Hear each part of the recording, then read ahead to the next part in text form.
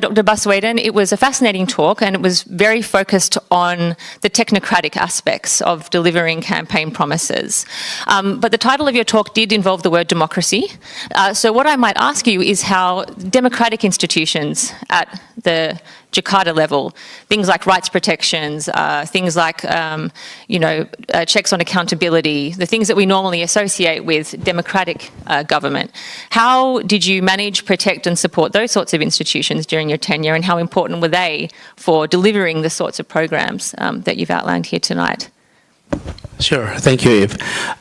Yes, indeed. I mean, democracy is not only about election, but also about upholding values. And those values include, some of them, respect for freedom of expressions, and then two, transparency, for example, accountability. So some of those values, and we tried our best to uphold that. And to give you example, the freedom of expressions.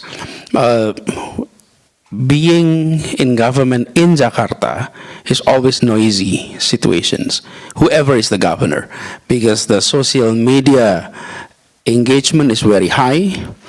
All media are in Jakarta, so small things could be trending topics if it happens in Jakarta. And it could attract attentions across Indonesia. And having that is a true benefit to us. What happened is we are able to get quick response from the general public about what we're doing. So we don't see this as a problem, but we are seeing this as an opportunity to get things better, to improve things by having public engagement on everything that we're doing. It could come out in form of criticism, but for us in democracy, criticism is normal and should be respected. And in fact, we benefited from that. So freedom of expression is there. And one indication is this: we never prosecute anyone or report anyone to the police or anything about whatever they're saying to the governor of Jakarta or to the governor of Jakarta. We treated this as respect to freedom of expression. And then number two is creating an environment of peacefulness and respect to all groups in our society. And that is also something that we seriously focus on, ensuring that all groups in Jakarta were given equal opportunity, were given equal treatment as part of our value to democracy. And we're happy to report that Democratic Index of Jakarta has always been first in the country, beginning in 2018 and so forth. So even when there is an objective measurement about our democracy, we serve as one of the highest in Indonesia. And I do think that having transparency, having public engagement is key. And if I may share some of our approach, what is called collaborations. We even label our city, Jakarta, a city of collaborations. The reason was simple. I used to be outside government, and I'd like to help government. But often, government don't want our help. I mean, when we started Indonesia Mengajar, I come to Kabupaten, and the Kabupaten said, no, we don't want you. We're able to handle this. They were seeing us more like someone who may be disturbing the process, as a disturbance. And on the other hand, when I enter government, I'm seeing from within that what we have in government is authority, resources, but what we're lack of is innovations, creativity, network, grounded experience. Many of us didn't have that. And Jakarta is the city where, best talents were there. There is no other city in Indonesia that have private sector as many as Jakarta. Think tanks as many as Jakarta. university as many as Jakarta, or NGOs as many as Jakarta.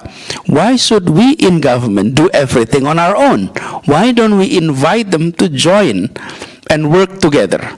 And this is, again, the principle of democracy. So I mentioned earlier about the reform on transportations. In fact, we are inviting NGOs, think tanks from Jakarta as well as from international to work together with us. So many of the reform that we're doing, the idea didn't come directly from us, but from our partners. And when they're involved, they are also seeing what we're doing. They're also monitoring what the bureaucracy is doing, and they're giving feedbacks. Things that they didn't like, things that they criticize, it's things that is not right, they report it to us. And yes, it requires extra energy, but at the end, we improve the quality of governance and the delivery of that process. Thank you very much, Pak.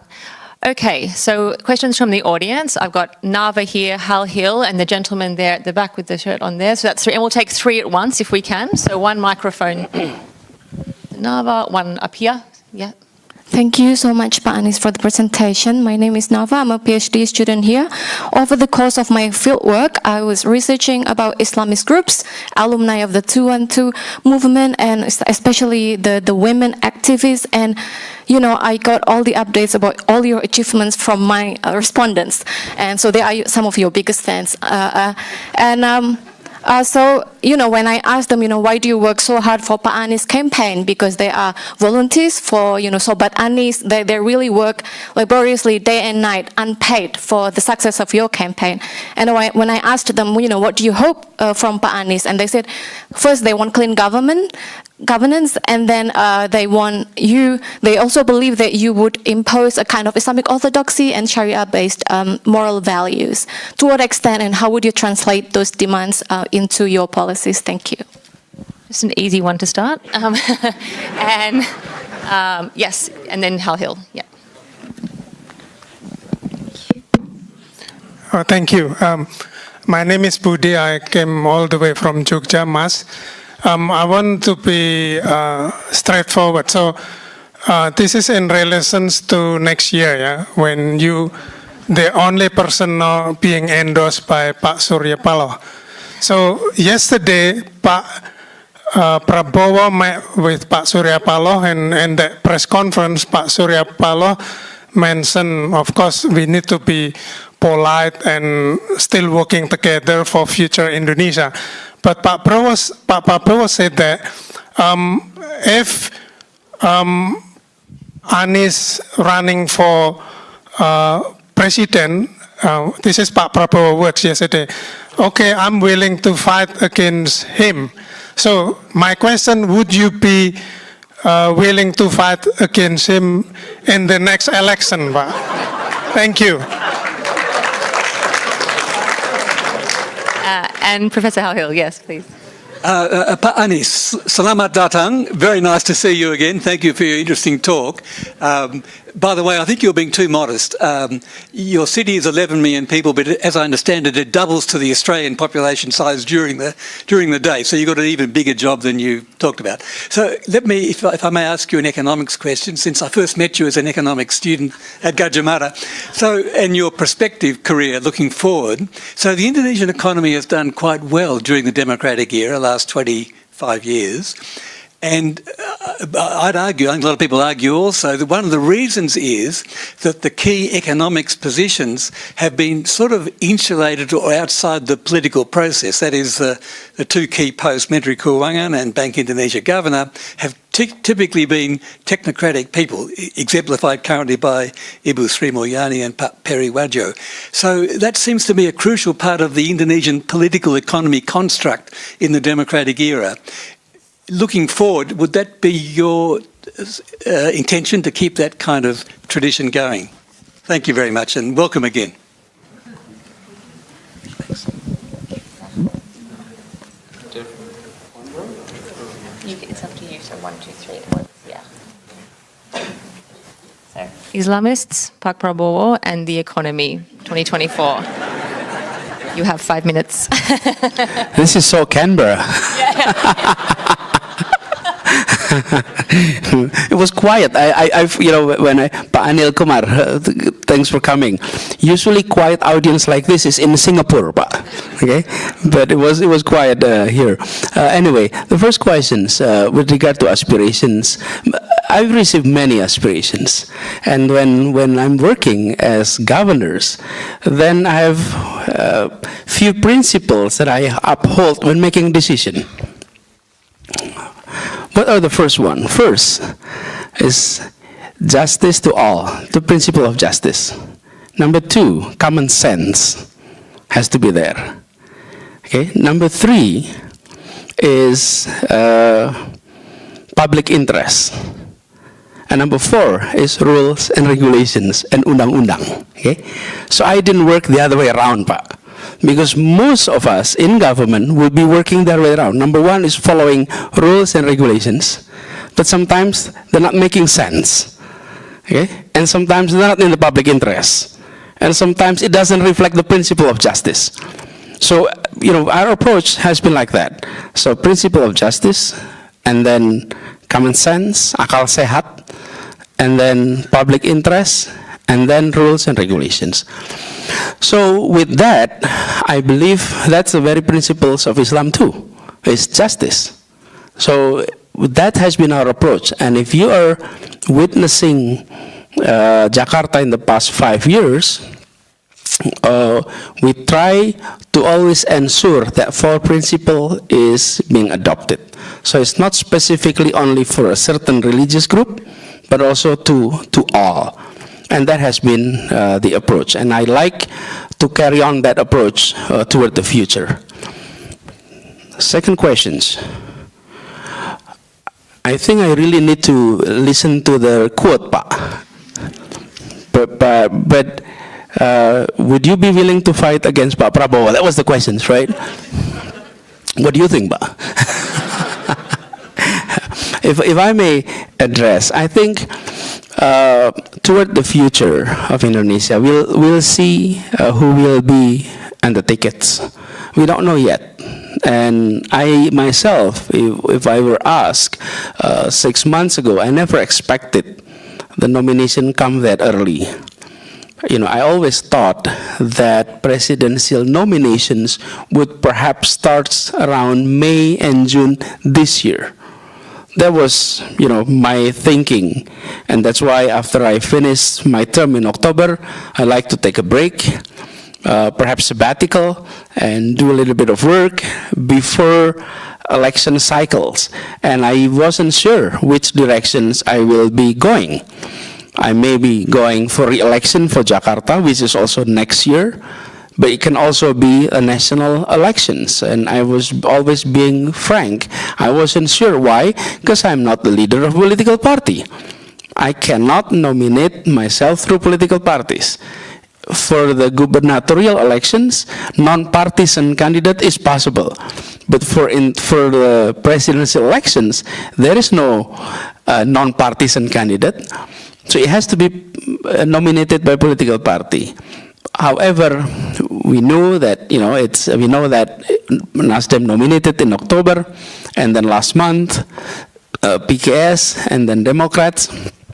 So here I am, non-partisan person nominated by 3 political party, and yet some party leaders have not yet getting nomination in terms of minimum 20%.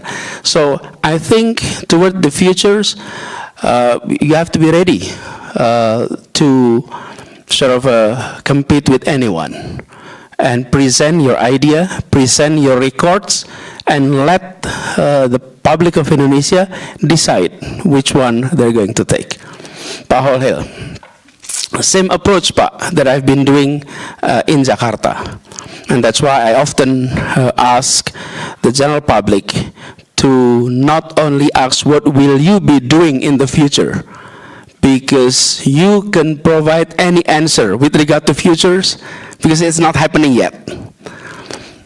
But I would suggest to all of us here, whenever you ask questions, ask what have you been doing, what have you done in the past on similar case. I entered Jakarta, as an elected governor. And then you have leaders of departments, agencies, bodies, CEOs of state-owned enterprises. I did assessment to their performance. If they are performing well, then no replacement were needed. They can continue the job. And many of our directors were appointed by my predecessors, and they're still doing their job until today. The reason is because they delivered. So the approach when it comes to government, you have to really give values to technocracy over politics. Now, where is the political components? The political components is on the agenda that needs to be delivered. Those are the promise that needs to be delivered. So you may be the head of the transportation department, and you have been doing more of managing private vehicles. New governors come in and saying you have to manage public transportation now. You deliver it, but this is the content. This is the political agenda that you need to deliver. But who delivers it? The technocrats. And so that was something that I have adopted in the past, and I think we will value that in the future. And on the other hand, when it comes to cabinet ministries, there are portions which political parties would like to have their candidates and their people to be in. And I think that's a reality of politics everywhere.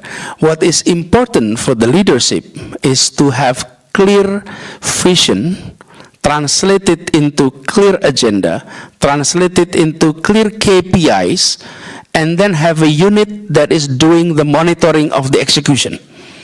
So the individuals could come from anywhere. But if you don't have that delivery units that monitor that, many of those promises, many of those vision agenda could be lost on the way. Now, Indonesia benefited from the fact that we have technocrats in the ministerial posts. However, that doesn't guarantee you that they will be doing what the leaders wanted to do. They will not be partisan, but that doesn't mean non-partisanship is according to the agenda of the leaders. So I think this is two different things. But having the technocrat is good, but having clear agenda, clear priorities, and clear KPIs is as important. Otherwise, non-partisanship could go on their own way, not in the way that the leaders is envisioning. Begitu Pak Holil. Terima kasih. Thank you very much. We are actually on time at 7 o'clock. I'm okay, yeah. You're okay. If anyone does need to leave, that's fine. But Pa Anies has been very generous and is happy just to go a little bit over time because we're running a bit late. So other questions, if we could keep them super, super brief. This gentleman here was so fast, I have to give him the microphone. Pak Terry over here, and then we'll see how we go for time.